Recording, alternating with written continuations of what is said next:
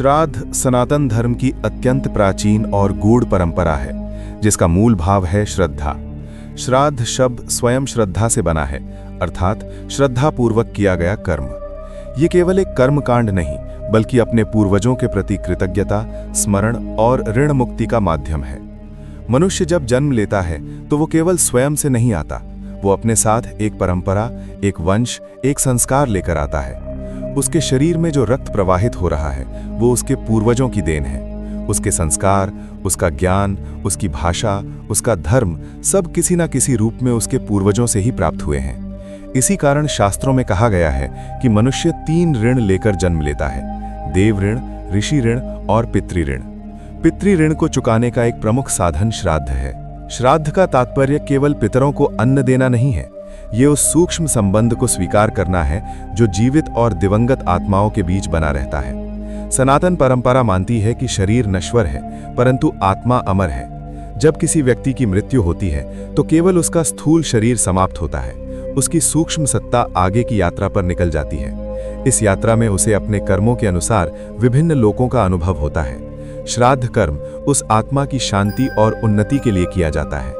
वेदों और पुराणों में श्राद्ध का विस्तृत वर्णन मिलता है। गरुड़ पुराण, विष्णु पुराण, मनुस्मृति, महाभारत आदि ग्रंथों में श्राद्ध की महिमा और विधि का उल्लेख है।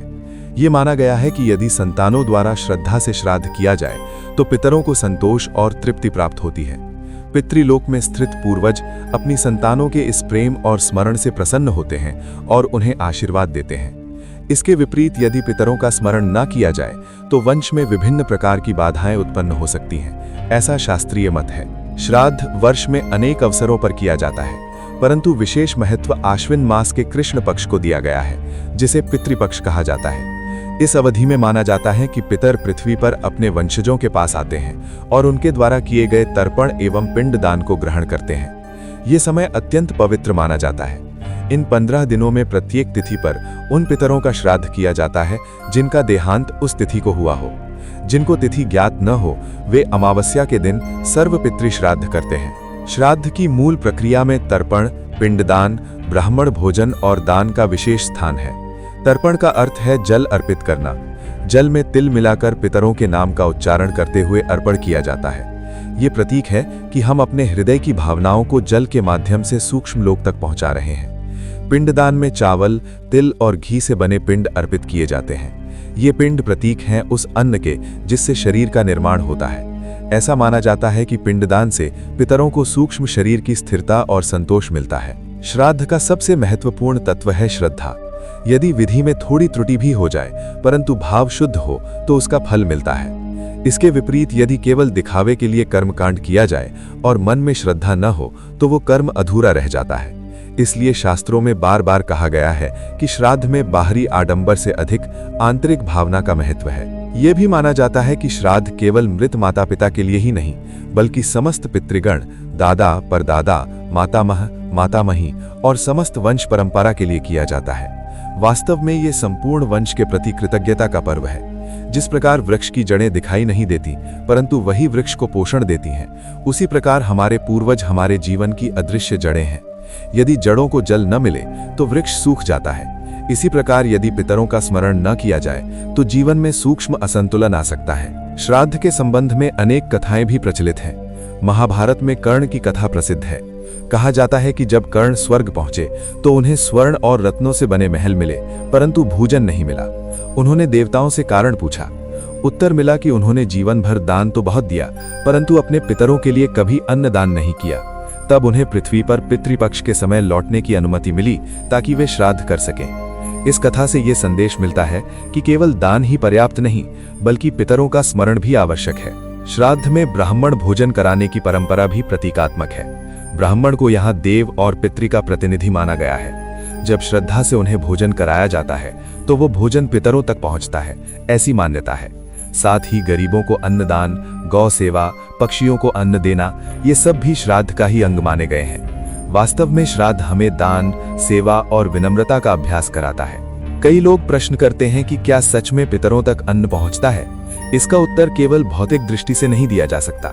सनातन दर्शन में संसार केवल स्थूल नहीं बल्कि सूक्ष्म और कारण स्तर पर भी कार्य करता है। भाव, संकल्प और मंत्र की शक्ति को अत्यंत महत्वपूर्ण माना गया है। जब संकल्प लेकर किसी के नाम से अर्पण किया जाता है तो वो ऊर्जा सूक्ष्म जगत में प्रभाव डालती है। आधुनिक विज्ञान भी अब ये स्वीकार करता है कि ऊर्जा नष्ट नहीं होती, केवल रूप बदलती है। इसी सिद्धांत पर श्राद्ध की परंपरा भी आधारित है। श्राद्ध हमें मृत्यु की वास्तविकता से भी परिचित कराता है। ये याद कराता है कि जीवन क्षण भंगुर है। आज जो जीवित हैं, कल वे भी पितरों की श्रेणी में आ जाएंगे। इसलिए जीवन को सद्कर्मों में लगाना चाहिए ताकि आगे की यात्रा सुखमय हो। श्राद्ध के दिन संयम, सादगी और शांति का पालन किया जाता है। ये आत्मचिंतन का समय भी है। परिवार के सदस्य एकत्र होकर पूर्वजों की स्मृतियों को साझा करते हैं, उनके गुणों का स्मरण करते हैं। इससे पारिवारिक एकता भी मजबूत होती है। कुछ लोग अज्ञानवश श्राद्ध को केवल अंधविश्वास समझ लेते हैं, परंतु यदि गहराई से देखा जाए तो ये एक सांस्कृतिक और मनोवैज्ञानिक प्रक्रिया भी है। जब हम अपने दिवंगत प्रियजनों का स्मरण करते हैं तो हमारे भीतर कृतज्ञता और विनम्रता का भाव जागता है। ये भाव हमें संतुलित और स्थिर बनाता है। आधुनिक मनोविज्ञान भी ये मानता है कि शोक की प्रक्रिया में स्मरण और प्रतीकात्मक क्रियाएं व्यक्ति को मानसिक शांति देती हैं। श्राद्ध इसी शांति का एक आध्यात्मिक रूप है। भारत के विभिन्न भागों में श्राद्ध की विधि में कुछ भिन्नताएं हो सकती हैं, परंतु मूल भावना एक ही है। कहीं पिंडदान गंगा तट पर किया जाता है, कहीं घर पर ही विधि संपन्न होती है। गया, प्रयाग, वाराणसी आदि तीर्थों में पिंडदान का विशेष महत्व माना गया है। गया में फल्गु नदी के तट पर किया गया पिंडदान अत्यंत पुण्यदायी माना गया है। कहा जाता है कि स्वयं भगवान विष्णु ने वहां पितरों को तृप्ति का वरदान दिया था। श्राद्ध के दिन कुछ नियमों का पालन किया जाता है, जैसे सात्विक भोजन, ब्रह्मचर्य, क्रोध से दूर रहना और मन को शांत रखना। ये सब केवल कर्मकांड नहीं बल्कि आत्मशुद्धि का माध्यम है। जब मन शांत होता है तभी संकल्प की शक्ति प्रभावी होती है। पितृपक्ष के अतिरिक्त वार्षिक श्राद्ध भी किया जाता है, जिसे बरसी कहते हैं। जिस तिथि को किसी का देहांत हुआ हो उस तिथि पर प्रतिवर्ष श्राद्ध करना चाहिए। इसके अलावा अमावस्या का दिन भी पितरों के लिए समर्पित माना गया है। हर अमावस्या को तिल तर्पण करने की परंपरा है। श्राद्ध का एक गहरा आध्यात्मिक संदेश ये भी है कि जीवन एक निरंतर प्रवाह है। जन्म और मृत्यु केवल दो पड़ाव हैं। जैसे सूर्य अस्त होकर भी कहीं और उदित होता है, वैसे ही आत्मा एक शरीर छोड़कर दूसरे में प्रवेश करती है। श्राद्ध इस यात्रा के प्रति सम्मान का प्रतीक है। समाज में श्राद्ध का एक सामाजिक पक्ष भी है। ये परिवार को जोड़ता है, परंपराओं को जीवित रखता है और नई पीढ़ी को अपने मूल से परिचित कराता है। जब बच्चे देखते हैं कि उनके माता पिता अपने पूर्वजों का सम्मान कर रहे हैं तो उनके भीतर भी आदर और कृतज्ञता का संस्कार विकसित होता है। श्राद्ध हमें ये भी सिखाता है कि जीवन केवल स्वयं के लिए नहीं है। हम जो कुछ भी हैं वो अनगिनत लोगों के योगदान का परिणाम है। इसलिए हमें अहंकार नहीं करना चाहिए। पितरों का स्मरण हमें विनम्र बनाता है। ये स्मरण कराता है कि एक दिन हमें भी इसी श्रेणी में जाना है। इसलिए ऐसा जीवन जिएं कि हमारी आने वाली पीढ़ियां हमें प्रेम और सम्मान से याद करें। अंततः श्राद्ध केवल मृतकों के लिए नहीं, जीवितों के लिए भी है। ये हमें जीवन का मूल्य समझाता है, समय की नश्वरता का बोध कराता है और कृतज्ञता का पाठ बढ़ाता है। यदि श्रद्धा, प्रेम और सच्चे भाव से श्राद्ध किया जाए तो वो केवल एक परंपरा नहीं रहता बल्कि एक गहन आध्यात्मिक अनुभव बन जाता है। यही श्राद्ध का सार है, श्रद्धा, स्मरण और आत्मिक शुद्धि।